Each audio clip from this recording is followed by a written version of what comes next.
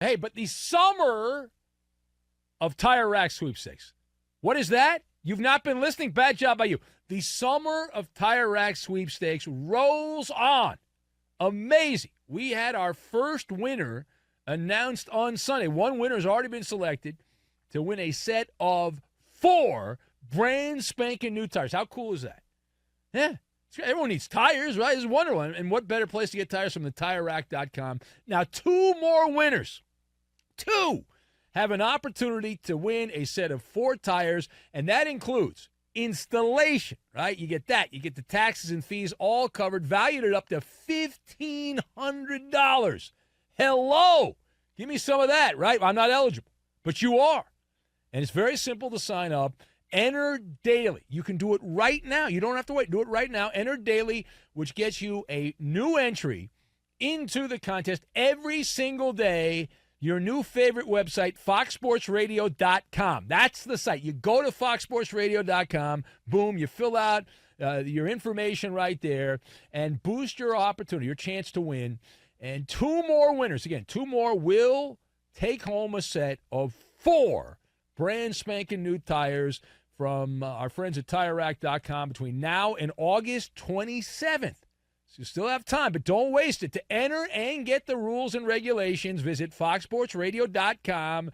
And it's sponsored by tirerack.com, the way tire buying should be. Get those tires. Zeke Elliott, late of the Dallas Cowboys, was fired by the Cowboys many months ago, and he's still unemployed after all this time. So if you've not been following along with breathless, second-by-second re-clicking, trying to get the latest information, so we've learned now over the weekend that there has been progress. What kind of progress? Well, he hasn't signed a contract, but Zeke Elliott, late of the Cowboys, drawing interest from the Cowboys. Also, the Patriots, we knew that, and the Jets suck, the Jets as well. Among the teams interested, if you believe the scuttlebutt, in Ezekiel Elliot, who has been out of work, unemployed since March, when he was unceremoniously dumped out of Jerry's world. He entered the transfer portal, and Jerry said, bye-bye. We'll see you later. We're done. Get out of here. And the Jets, they want Zeke, but they don't really want him that much. They'd rather have Dalvin Cook. But they don't think Dalvin Cook wants them.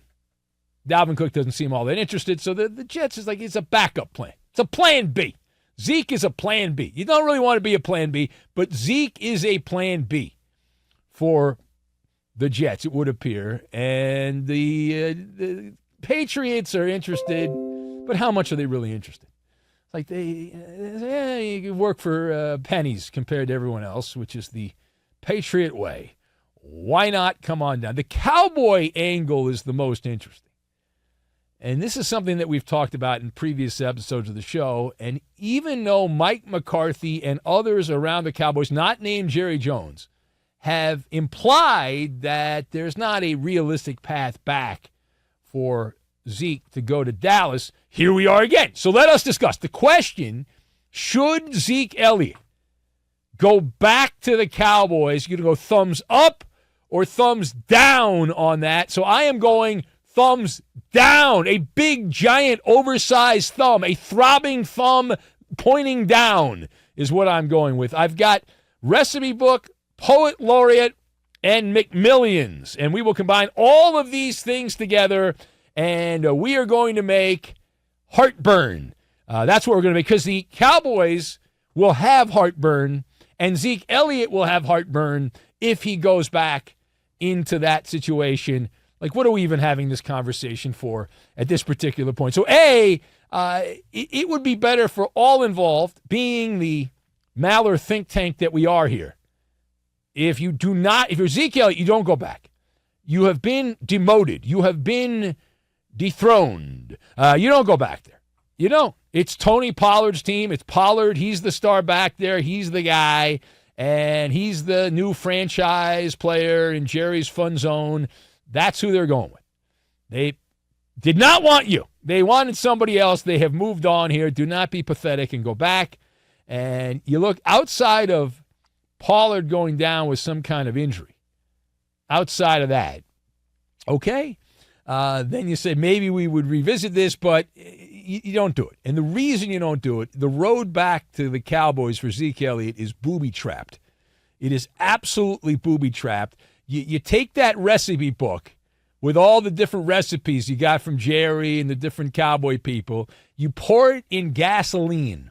You then light a match, and you then toss the match on top of the recipe book that's got the cowboy logo on it, and burn, baby, burn. Just, that's it. Make it a ritual if you have to. Just get rid of it. That's it. We're good. Thank you very much. We need nothing more.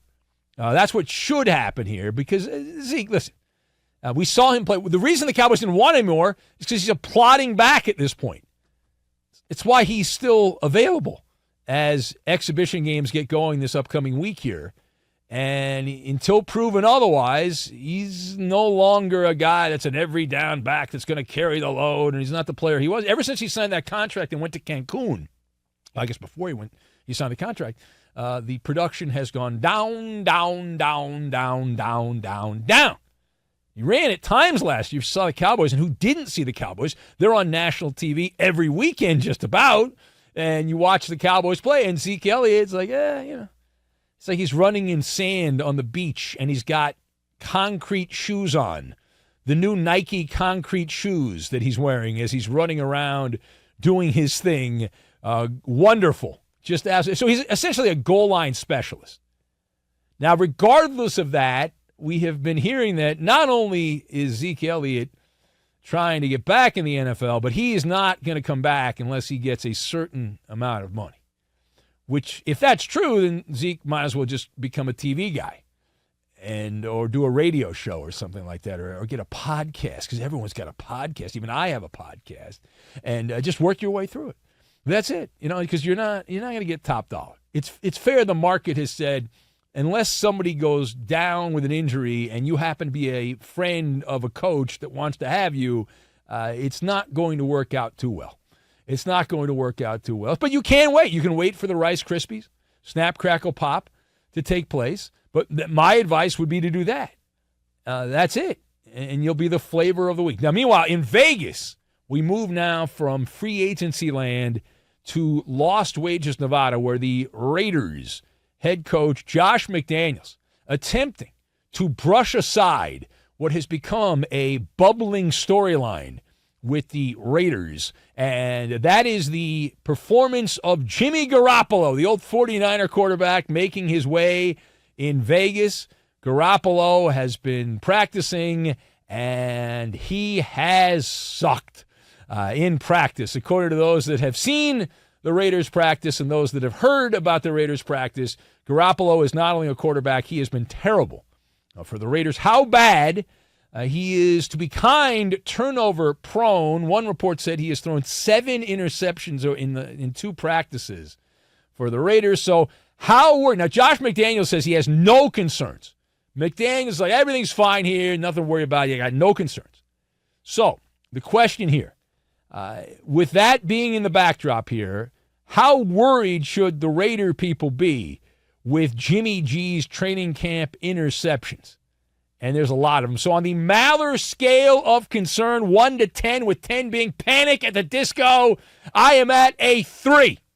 A 3 for Garoppolo. And I love a good panic.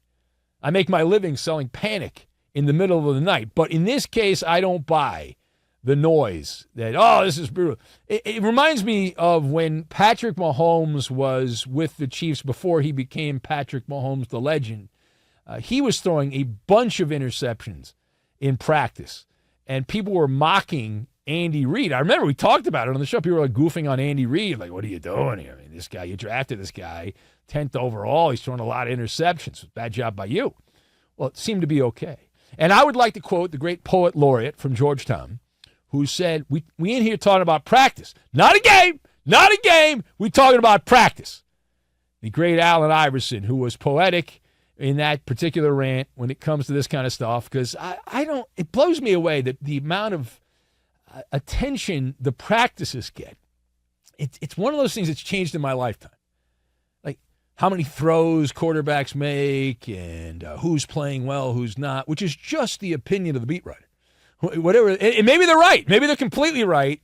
But who gives a flying F? Seriously, here's why I judge players. And maybe I'm the wrong guy on this, but if they suck in games, I care about that. It's like the old line they used to use about military training. You get ready for combat. You go to boot camp, and you do your thing. You work out. You got to be in shape. You got to learn all the things you need to be in the military. Not that I've ever been in the military, but I've read about it, and they say, well, they're just shooting blanks. They're shooting blanks. But when you go out in combat, there's live, actual bullets, from what I understand. So it's a much different situation. All right, last word here. So quickly, we move from Vegas, and we now go to the Washington, D.C. area, where Fat Albert has spoken. That would be Albert Haynesworth, a legend. Now, he actually said this, I think, in Nashville, the defensive tackle of the team formerly known. When he played for them, they were the Washington Redskins. So he did something that raised some eyebrows. He went unorthodox. He actually came out defending Dan Snyder. Hello? Yeah, he came out defending Dan Snyder recently, the former owner of the Washington football team. Now, he said that he did care. Albert Haynesworth said, listen, this guy cared about the team. He spoke to over at Outkick on the Hot Mic show over there. He said, we're like super cool. He stated, everybody's like Dan's an a-hole, Albert Haynesworth said, but he's not. That for a quote. Everyone's like, hey, he ruined Washington, D.C. He ruined the Commanders. This guy, who he was, he loved, Albert Haynesworth said, continuing the quote, he loved Washington. He's like watching every practice. He's doing all that stuff. Now, Haynesworth did say that he told Snyder to his face that he did not have the proper knowledge to run an NFL team. And he pointed out that he was a billionaire fantasy footballer. But the overall sentiment of Albert Haynesworth was a positive one to Dan Snyder. So what is your takeaway from Albert Haynesworth going against the tide to stand by his man, Dan Snyder, in this period of time where Snyder was reprimanded by the NFL, forced to sell the team, made $1 gazillion, fined $60 million. So here we go. This one, simple. And if you've been around a while and you've paid attention, I think you know why Albert Haynesworth would come out defending Dan Snyder. Maybe he truly likes him. But I know a reason, and it's a very good reason. Money talks and fools walk, and some would say fools give out money, like Dan Snyder did to Albert Haynesworth. But that's my take. Albert knows who gave him the winning McMillions piece there from the Monopoly game, and it was not anyone other than Dan Snyder. Yeah, he won the instant win game. He got the piece from Dan Snyder to the tune of $100 million, which in today's money, that was back in 2009. In today's money, that's $142 million based on inflation from when Albert Haynesworth got the contract back in 2009. And he sucked every second he played for the Washington Redskins. But it did not suck his finances. Did not stink. And so, and the other thing, Snyder could not have been a schmuck to everyone. He clearly treated a bunch of people badly, but there are obviously some people that liked him. Otherwise, I know Jerry Jones used to hang out with him all the time, for example. They were pals. Anyway.